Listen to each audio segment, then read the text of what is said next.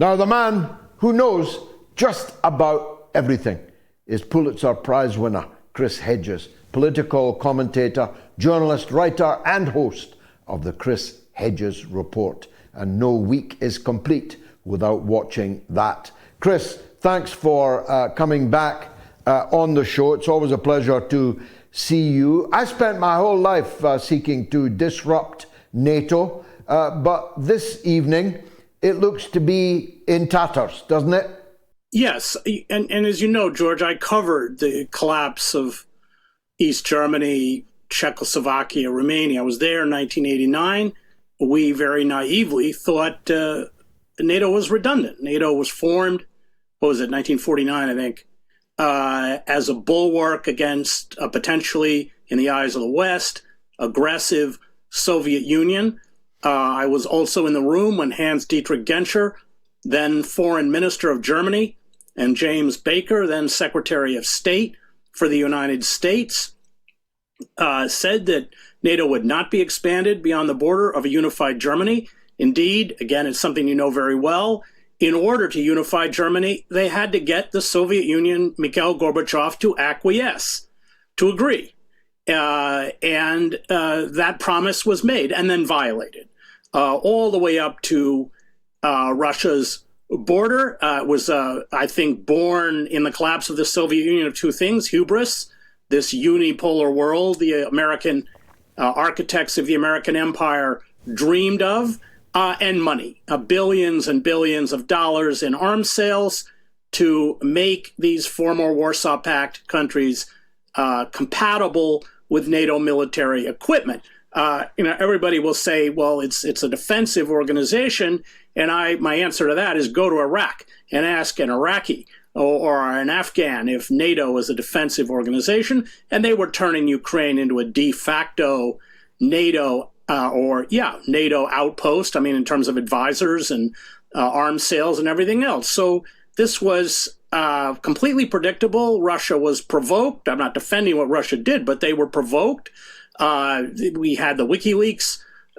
William Burns, he was then later the CIA director, but William Burns, when he was the ambassador of Russia, said across the political spectrum, incorporating Ukraine into NATO is unacceptable. And just to conclude, we cannot forget the historical trauma that the Russian people have endured.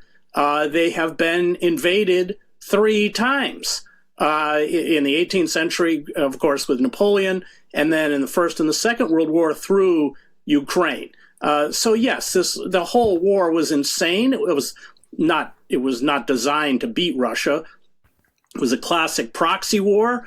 The goal was to degrade the Russian military at the expense of Ukraine and the Ukrainians, and to isolate Vladimir Putin within Europe, and then, of course, arms sales, because Afghanistan collapsed and the stocks of Raytheon and Lockheed Martin and all these companies went down, and then shot through the roof again once we started sending all this equipment to Ukraine. So the whole thing was foolish. It was never winnable.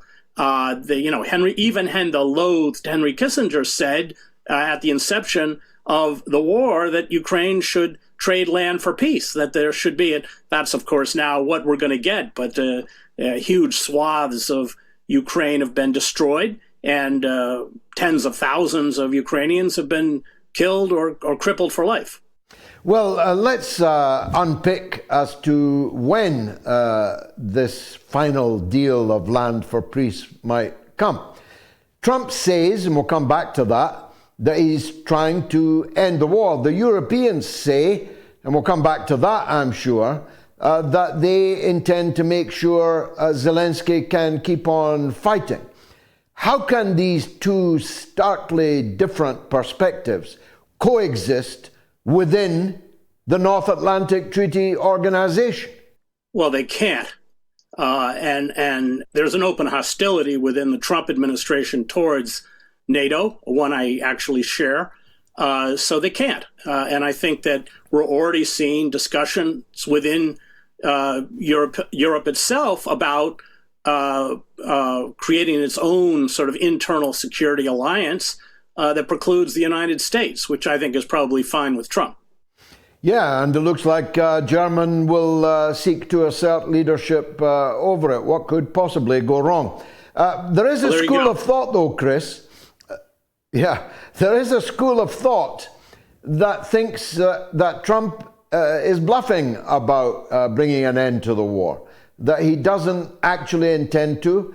And I hear from sources that are well placed that nobody in Moscow yet knows what this peace plan Donald Trump keeps talking about actually is. What is his plan? I don't think he's formulated a plan. He shoots from the hip, and nor is he particularly detail focused in terms of policy. So I suspect there isn't a plan, but there's certainly a desire on the part of the Trump administration to rebuild ties with Vladimir Putin and Russia, and a hostility within that MAGA movement towards the funneling of billions of dollars towards this feudal war in Ukraine. But no, I don't think there is at this point a plan. It's kind of inchoate, but that the desire is there, no question. I mean, Trump admires Putin. This is the kind of autocrat Trump would very much like to emulate. I oppose what he's, just about everything else he's doing in terms of including fueling the genocide in Gaza and his fantasy about removing the Palestinian population and turning it into the Riviera of, all this stuff. Plus internally, and, although I also have an animus towards the deep state, but that's another discussion. But yeah, I think that I think we will see, I suspect we will see real movement on this. And I think and the kind of anxiety or even hysteria on the part of European leaders reflects their understanding that this isn't just an aside, that this is real. Let's start at the other end of the Middle East, and we'll come back to Palestine. It's said that B-52s have gathered in numbers in the Middle East. I don't know if you heard my monologue, but one flew over my head in the middle of the night, 2 o'clock in the morning. The likely cause is either to bluff the Iranians that there's going to be an attack, or that there is going to be an attack. Which do you think it might be? Well, Israel has lobbied for American air power to strike Iran I'm going all the way back to the Bush administration. The Pentagon has always resisted for all of the reasons you know very well. This would be catastrophic throughout the Middle East. It would, of course, be seen throughout the Middle East as a war against Shiism. 60% of Iraq is Shia. I don't know if they're bluffing, but it's ominous. To what extent does the Israel lobby and Netanyahu, can they play Trump? I suspect quite a bit. I mean, one of his largest donors outside of Musk was Miriam Adelson, the widow of Sheldon Adelson, the far-right Zionist casino magnate. The only thing I will say about Trump is that he does seem to have a reticence towards starting war. So let's hope that holds. I don't think a war with Iran is winnable. It's not Lebanon. The Iranian Air Force is pretty useless. The planes are third or fourth generation, many dating from the Shah. But Iranian air defenses are quite good. They're Chinese and Russian, primarily Russian. And the Israelis want the Americans to carry out a bombing campaign because they don't want to take the losses that they would take if they had to confront those air defenses before they were taken out. That is the real reason that the Israelis are pushing for American involvement. It would have to be an aerial campaign. Iran is quite large. It's a large country, but it's got a population, I think, of 90 million. It would just be, very foolish, and I don't think ultimately something that either Israel or the United States could declare victory in. I can't imagine them putting boots in the ground I mean, they'd have to deploy 1 million soldiers in there. I mean, it would just be catastrophic. But it's worrying. I mean, I think it's worrying. Of course, Iran's ballistic missile capability has already been demonstrated to the Israeli public, hasn't it? Yes, with great restraint. Let's be clear. The Iranians kind of showed what they could do. And yeah, I think it's, part of the kind of suicidal folly that the Zionist state has embraced. It's, trying to build greater Israel, and it's just banned all troop movements on Syrian territory south of Damascus. It seized the buffer zone in the Golan Heights. It's occupied parts of southern Lebanon and shows no willingness to withdraw. And it, of course, is still intent upon its goal of ethnically cleansing Gaza and increasingly the West Bank. It will do whatever it can to achieve those goals if there's no intervention, no impediment. And the only way there could be an impediment is if the United States shut off the arms supplies that makes the genocide in Gaza possible and the increasingly genocide-like conditions that the Palestinians are living under in the West Bank. Now, there's no restraint, of course, involved in Netanyahu's government.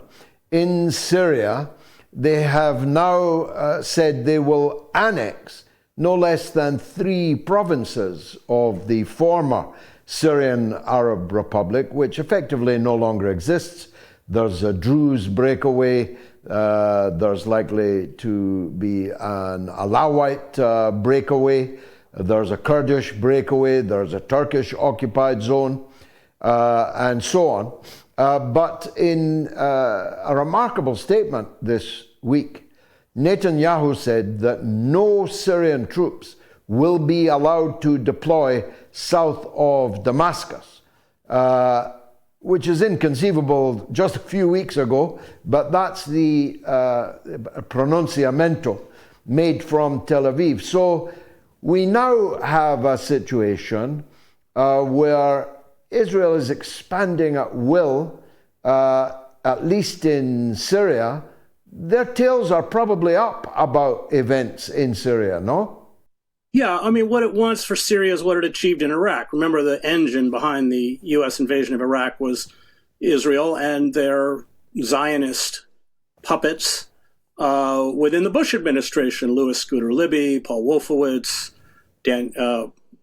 Pearl, and others. So what did they achieve in Iraq? Well, they fragmented. They destroyed Iraq as a unified country, and that's the same goal they want for Syria. I mean, I think one of the most tragic crimes outside of the horrible oppression of the Palestinians in the Middle East is the way Israel, for decades, has destroyed Lebanon, has just turned Lebanon into a failed state. And that, of course, is precisely the goal in Syria. It's why immediately after the overthrow of Bashar al-Assad, Israel pounded all military bases, including airfields, in Syria to essentially denude Syria of any military capability. And now we're seeing the consequences of that for the Syrians. Lastly, Chris, I'd like your view on it. It's not the most pressing thing compared to what we've just been discussing, but important nonetheless. We're told that the client list of Epstein and the papers on the Kennedy and MLK assassinations is imminent. Will it happen, do you think, and where is it likely to point at? I don't know about JFK. I mean, Robert F. Kennedy, until he was assassinated, felt that the CIA was behind or involved in his brother's assassination. That would not be surprising. I don't know if there's a smoking gun in there. I mean, the Warren Commission was stacked with, these are the people who investigated the JFK assassination, with people with deep ties, including Allen Dulles, who formerly ran the CIA and loathed Kennedy. They were stacked with people who would cover any of that up. In terms of Epstein, I think the most damaging evidence that Epstein had, or material that Epstein had, were the tapes. He had apparently hundreds of hours of tapes of high-flying figures like Bill Clinton and Ehud Barak and all sorts of others having sex in his lavish mansion / bordellos. And that's the question. What has happened to those tapes? So according to the reporter who broke much of this story in the Miami Herald, she believes that they're being held by the FBI. And as she told me, they will never see the light of day. There's been aggressive efforts to cover up those powerful figures who partook in Epstein's bacchanalias on his island and his mansion in New York and his ranch and everywhere else. But I mean, this is part of the phenomena of the Trump administration, is that it's at war with the traditional deep state. It's going to replace it with something else, probably even worse. But it would love to take down these figures. So that's an open question. What they have, and is this innuendo, or is there kind of actual proof? But the big issue on Epstein are the tapes, the videotapes.